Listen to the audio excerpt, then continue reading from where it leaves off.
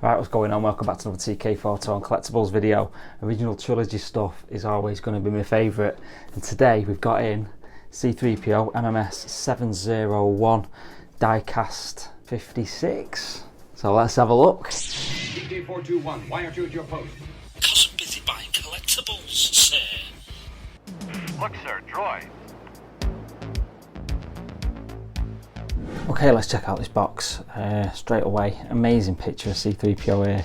This is the one I wanted for ages. Obviously the original trilogy one. 40th anniversary Return of the Jedi sticker there in the corner, diecast, looking fantastic. So this is a slipcase cover, so take that off. There's our first look at it. Absolutely amazing. This, can't wait. 40th anniversary collection episode 6 sticker there, looking amazing. Look at that. And I got another big picture of the figure on the side with the Death Star in the background. Looking stunning, this. And a bit of blurb about the figure there, about the character. And on the back, cool picture of the figure with his eye hanging out and a salacious crumb. So let's open this up.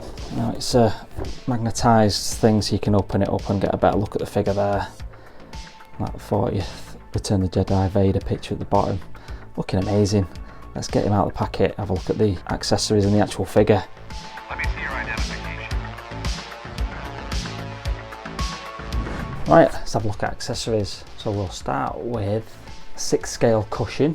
Looking amazing, that. This is what the salacious crumb's going to be sat on. I mean, it looks like a cushion, but it's solid plastic. Looking good, that though. And then we've got 4 hands, so 2 kind of pointing ones, and then some of the other expressions that he does, and there's 2 relaxed hands on the figure. We get the swap out face plate, which has got the eye dangling out. That looks amazing, that. Look at that. It's quite all the wires are like separated and everything. That looks really good. Obviously that just plugs into the head, so I'll have a look at that in a minute. Then we get Salacious Crumb. I'm classing him as an accessory, to be honest, but he is like articulated and everything, so his head can move. And his arms move up and down, his legs can move as well. That looks really good, that, doesn't it? A little bit plasticky maybe, but like a little plastic toy, but essentially what it is, I guess. But it looks cool, that. Can't wait to display that with C-3PO. And then finally we just get this base, which is one of those the raised up type of bases that the looking Hot Toys seem to be rolling these out a lot now with some of the figures. I know Han Solo's got a similar one, Artisan Anakin and Emperor Palpatine when that one comes out, so that's looking cool. And then the usual kind of grabber with the longer bits of metal there. So let's have a look at the figure himself. Give me regular reports, please. Okay, here he is straight out of the box, and he looks like you'd expect. Absolutely gorgeous. What a figure this is. Straight away, the weight of it, because it's die cast, well, most of it is die cast. The metal panels on the front, and obviously not the face, that's plastic, but and the legs and everything are metal die cast. Just looks absolutely amazing. Just look at that, stunning. Obviously he's going to be very similar to the Attack of the Clones version, we'll have a look at that, but this is the definitive kind of look that I really wanted. I didn't think we'd ever see this. The sideshow version was pretty good actually, and I was a bit gutted I sold that one, but thankfully Hot Toys decided to make the goldenrod version of him, and he looks absolutely amazing. Look at the silver leg on it as well, superb. The level of detail on it is absolutely phenomenal. You got the little protrusions there, and obviously his little neck stuff going on there. Absolutely gorgeous. The weathering on it's superb as well. Look at his midriff as well, all the wires and stuff. You can pop that, a bit of an articulation there, but these are all kind of, I don't know if you can see that, but obviously they all stick out and everything. The wires looks absolutely amazing, that, all the way around. Now I've seen some comments saying it's probably a little bit too stretched, but I think that's kind of screen accurate to how he was in Return of the Jedi. His abs bit was a bit kind of elongated, so I'm happy with that. But just look at the weathering on it and everything. absolutely stunning, all the way down to the legs and the shins and the feet and everything. Awesome. I don't know whether I've just noticed that someone did mention that actually in the comments about them screw heads. Now I'm not sure whether how screen accurate that is. I'll have to check some photos of that, but hopefully that is screen accurate, and it did have those kind of screws on there, but we'll have to see about that. Yeah, overall absolutely unbelievable. So glad they released this. We've managed to get it in the collection, but it looks absolutely stunning. Obviously not going to be able to pose it, it's not going to be able to do any mad poses. It's going to be a museum pose for me, this one, as it will be for most people, I guess. But yeah, that is looking amazing. Let's get these lights on, and there we go with his lights, his eyes on. I mean, that is looking as bright as the Attack of the Clones version. Obviously it's just a repaint, I guess. We'll have a look at the other one in a minute, but yeah, eyes are looking fantastic. Look at that. This is absolutely, I'm blown away by this. It's absolutely amazing. Love it. So yeah, let me know if you're getting this one, if you're not on the fence about it. If you're an original trilogy fan, you should be getting this. To be honest, it looks absolutely gorgeous. Let's try the swap out faceplate as well, and that is looking absolutely superb as well. Look at that. That is amazing.